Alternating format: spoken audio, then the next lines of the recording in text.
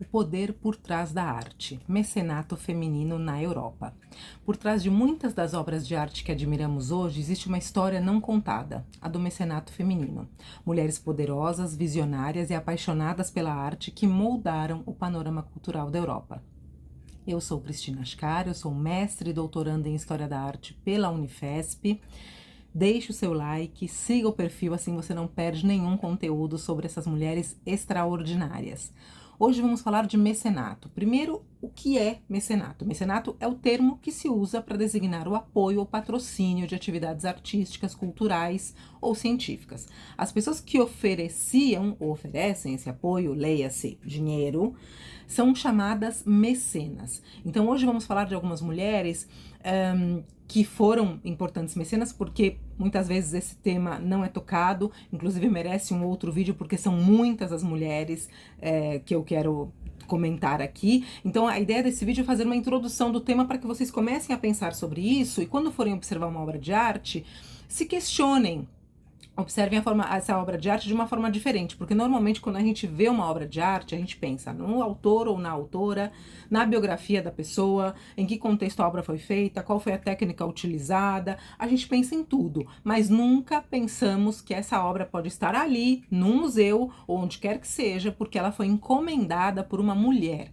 E hoje, muitos museus que conhecemos ao redor do mundo, que têm em sua coleção obras que foram encomendadas e patrocinadas por mulheres, devem muito a esse tipo de mecenato. Então, vamos começar falando da Isabel I, Isabel a Católica, que era casada com Fernando, e os dois patrocinaram a viagem do Cristóvão Colombo. Ela tem muito a ver com tudo isso, porque ela tinha um gosto bem refinado para a arte, e ela influenciou o gosto da corte também naquele momento.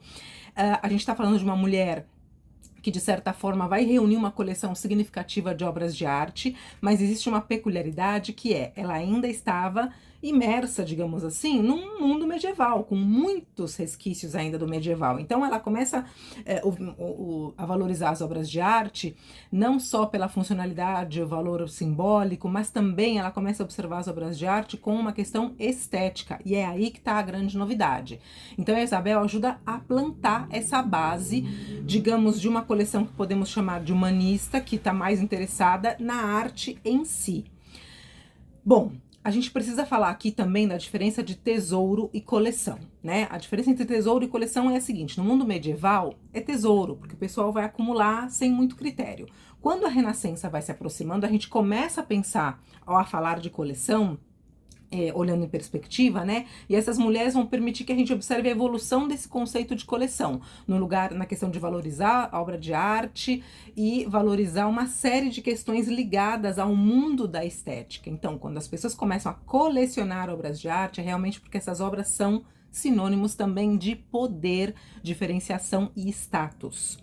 Porque, bom, quando a burguesia entra no jogo, entra para o mundo do colecionismo na Renascença, o que ela faz justamente é tentar se equiparar aos reis, aos nobres e às autoridades eclesiásticas. Então os burgueses, eles não têm títulos, mas eles têm dinheiro e eles querem alcançar esse status fazendo o que as outras classes sociais fazem, que é basicamente colecionar arte, encomendar um retrato seu. E aí tudo isso vai se transformar em sinônimo de poder.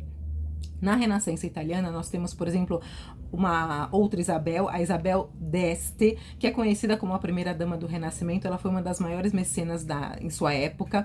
A coleção dela era bem eclética, incluía Andrea Mantegna, Giovanni Bellini e Leonardo da Vinci. Ela não apenas encomendava as obras, mas ela também influenciava o estilo e os temas dessas obras, chegando a encomendar as obras de arte por carta e detalhar nessas cartas como ela queria que fosse essa obra. E, por exemplo, se fosse um retrato dela, ela mandava as medidas do corpo dela para que eles fizessem esse retrato. E outra grande mulher a quem a gente deve muito é a Ana Maria Luísa de Médici. Esse sobrenome talvez é familiar para vocês. Os Médici foram os maiores mecenas da história da Itália. E é graças a Ana Maria Luísa de Médici que hoje nós podemos apreciar as obras de arte da cidade de Florença, porque no seu testamento a Ana Maria deixa todas as riquezas da família Médici para a cidade de Florença. E a condição que ela impõe é que as obras de arte, joias e outros objetos jamais deveriam sair de Florença. Citando mais um caso e outra, Isabel, é a Isabel Clara Eugênia, filha do Felipe II, importantíssimo rei da Espanha. Ela teve uma relação bem interessante com Rubens, um pintor flamengo, e essa relação maravilhosa que ela estabelece com ele faz com que ela se aproxime bastante da relação que o Felipe II teve com o Tiziano, nessa questão de mecenato. Então, tanto o mecenato dela com Rubens como com outros artistas favoreceu muito o Museu do Prado, enormemente favoreceu o Museu do Prado, porque esse museu tem dezenas e dezenas de obras derivadas diretamente dessa relação de mecenato. O legado do mecenato feminino é visto em muitos dos grandes museus da Europa, Louvre, Prado, a Galeria Uffizi em Florença. Eles abrigam obras de arte colecionadas ou patrocinadas por mulheres. Essas obras são um testemunho do gosto, da visão e do poder que essas mulheres tinham naquele momento. Então, ao reconhecer o papel dessas mulheres no mecenato, a gente tem uma compreensão mais completa e também mais inclusiva da história da arte. As histórias dessas mulheres inspiram e nos lembram do poder da arte em transformar vidas e sociedades. Veja o que aconteceu com Florença. Então, são mulheres que tiveram acesso à cultura porque elas estudaram sobre isso, mas, claro, elas nasceram em uma família com um status social e com condições que permitiam que elas se dedicassem a isso. Obviamente, nem todas as mulheres do século XV, XVI, XVII tinham condições de fazer isso, mas é necessário destacar que essas mulheres em posição de poder souberam jogar suas cartas. Cartas que eram difíceis de jogar, muito mais difíceis do que as cartas que os colegas homens delas tinham em mãos. A gente tem que pensar também que essas mulheres, ao patrocinar um artista ou encomendar um retrato, elas estavam construindo uma imagem de poder. Veja, elas não estavam escolhendo o tapete que ia num cômodo ou, não sei, a estampa da almofada que ia ficar no trono, na cadeira que elas ocupavam. Escolher um retrato numa posição X, com a roupa X, no momento X, é porque havia uma intenção por trás. Uma intenção clara de construir uma imagem de poder, da mesma forma que os homens também fizeram isso, né? Mas os homens, os reis ou pessoas da nobreza do sexo masculino são lembrados na questão do mecenato, estudados, e as mulheres nunca são lembradas. Então, o objetivo aqui é abrir essa discussão.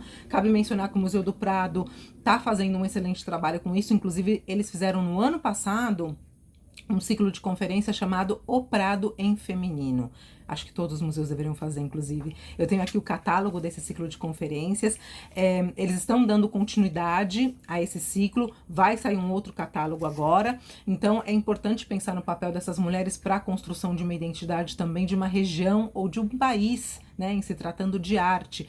Vamos falar novamente sobre esse assunto, e se vocês quiserem saber em especial sobre alguma rainha ou sobre alguma mulher da nobreza de alguma região, saber como foi a relação de mecenato delas com algum artista em especial, podem deixar aqui nos comentários ou escrever um e-mail para info@relatosdearte.com, porque nós vamos dar continuidade a esse tema. Então fiquem atentos, porque a gente vai ter mais relatos de arte sobre mulheres mecenas e sobre mulheres artistas. Obrigada e até a próxima!